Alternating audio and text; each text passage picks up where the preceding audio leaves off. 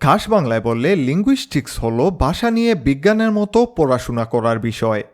Linguistics is the scientific study of language, অর্থাৎ মানুষ কিভাবে কথা বলে, কিভাবে কথা শুনে, কিভাবে লেখে পড়ে ইত্যাদি নিয়েই রিসার্চ করাই এর কাজ। আর এই লিঙ্গুইস্টিক্সকে বাংলায় বলবে ভাষাবিজ্ঞান।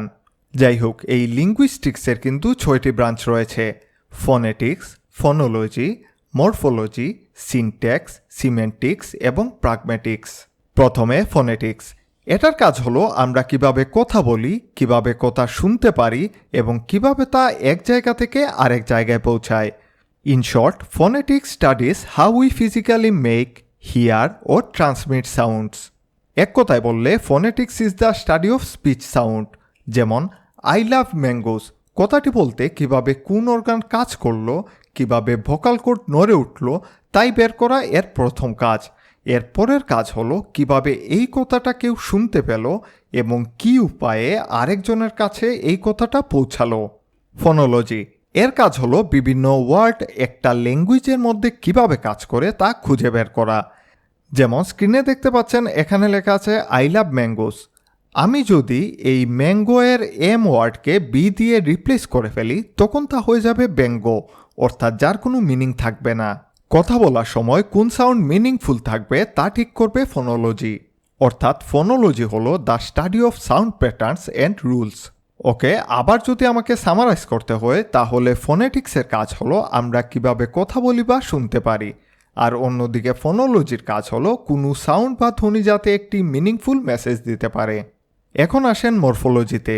এই বস্তুর কাজ হলো শব্দ কিভাবে গঠিত হয়, কিভাবে ছোট ছোট অংশ মিলে একটি শব্দ তৈরি করে তাই খুঁজে বের করা। Morphology studies word formation and structure. যেমন আই লাভ ম্যাঙ্গোসের ম্যাঙ্গোস। এখানে দেখবেন ম্যাঙ্গোর সাথে ইএস যুক্ত করা হয়েছে। এই ইএস যুক্ত করার কারণে শব্দটি হয়ে গেল প্লুরাল। এই যে সাফিক্স প্রেফিক্সের খেলা, সেই খেলাই খেলবে মরফোলজি। অন্যদিকে সিনট্যাক্সের কাজ হলো একটি বাক্যে বিভিন্ন শব্দ যোগ করে একটি মিনিংফুল সেন্টেন্স তৈরি করা। যেমন এখানের আই লাভ ম্যাঙ্গোস হলো সঠিক সিনট্যাক্স, কিন্তু লাভ ম্যাঙ্গোস আই হলো ভুল সিনট্যাক্স। এই বাক্য দ্বারা কিন্তু কোনো কিছুই বোঝানো হয় না, তাই কোন ওয়ার্ড কোন জায়গায় বসবে তা ঠিক করবে একমাত্র সিনট্যাক্স। অর্থাৎ morphology studies word formation and syntax studies how words are arrange to form a meaningful sentence. এখন আসেন সিমেন্টিক্সে। এর কাজ হলো শব্দ এবং বাক্যের অর্থ কী বা ওই কথাটার মিনিং কী তা খুঁজে বের করা। আমাদের প্রত্যেকটা কথার মিনিং কী তাই জানা এর কাজ। যেমন আই লাভ ম্যাঙ্গোস অর্থাৎ আমি আম ভালোবাসি, এই ডিরেক্ট মিনিং ইন্ডিকেট করাই সিমেন্টিক্সের কাজ। অর্থাৎ semantics studies the meaning of words and sentence. এবং সবশেষে বাকি রইল প্রাগমেটিক্স। পরিস্থিতি অনুযায়ী ভাষার মিনিং কিভাবে বদলায় তা স্টাডি করাই প্রাগমেটিক্সের কাজ। এর সব থেকে একটি বড় উদাহরণ হলো ডাবল মিনিং কথাবার্তা।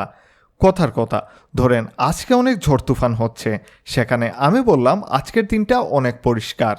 অর্থাৎ বলতে ট্যাংরা বোঝানোর যে ব্যাপারটা তাই হলো প্রাগমেটিক্স।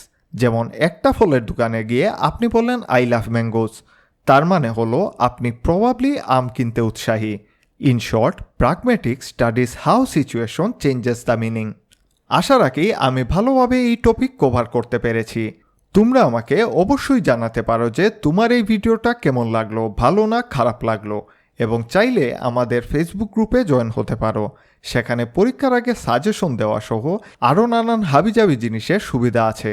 ডেসক্রিপশন বক্সে গ্রুপের লিঙ্ক দেওয়া থাকবে। আমাদের এর পরের টপিক হলো একজন লিঙ্গুইস্টকে নিয়ে, যার নাম হলো ফার্ডিনান্ড ডা সাসুয়া, যিনি ভাষার নিয়ম এবং তার ব্যবহার সম্পর্কে জানিয়েছেন। আমরা আগামীকাল খুব সহজেই ওই টপিকটা কভার করব।